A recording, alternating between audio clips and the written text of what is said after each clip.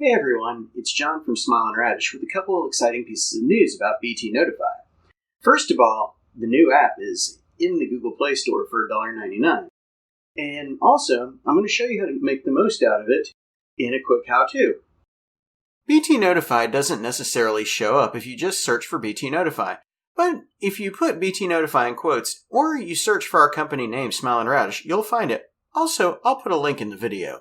You've already seen BTnotify on a car stereo, so now let's take a look at all you have to do to set it up. It's just 3 simple questions that we'll go through right now.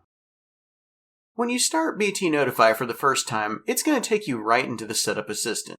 There you'll be asked 3 simple questions about your car stereo and your reading habits. After that, it will take you to the Android permissions screen because you do have to give BTnotify the ability to read Android notifications. After all, that is the whole point of the app. After that, you should be good to go. If you find that BTnotify isn't showing your messages on your car stereo right away, just connect and reconnect Bluetooth to the car, since Android apps don't always catch new connections immediately after installation.